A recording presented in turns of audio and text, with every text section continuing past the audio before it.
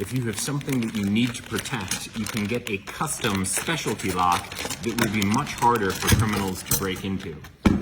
This is a custom lock, and to break into this, you need 3 specialized keys.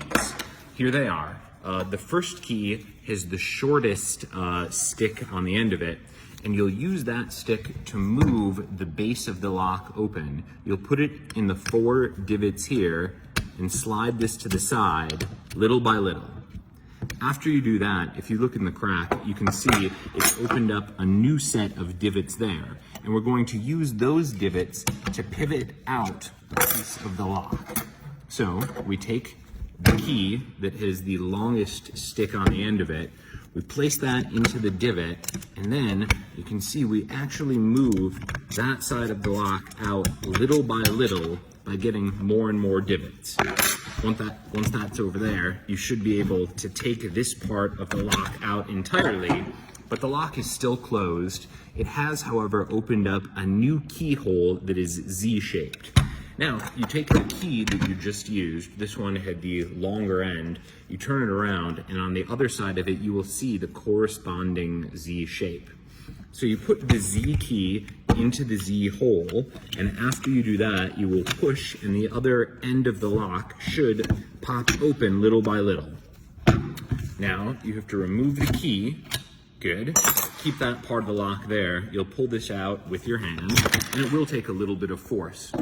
You can see the lock starting to come out, but the lock is still locked, which is good. You don't want this to be easy for the criminals.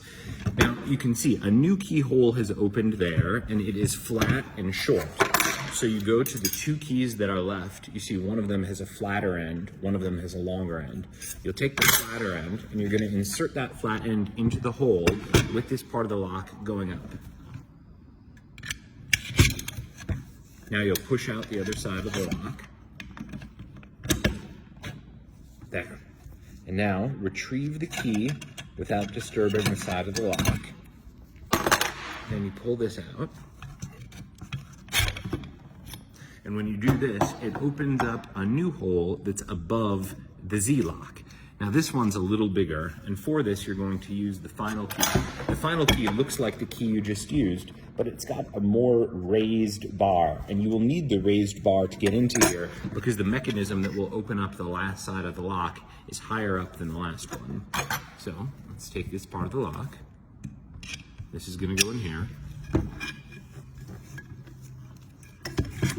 And now let's push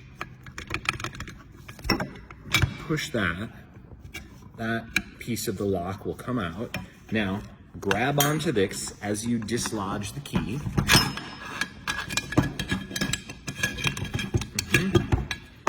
Key is dislodged, and then when you remove this, it has unlocked your padlock, and now you can go into your shed or whatever it is that you're trying to protect.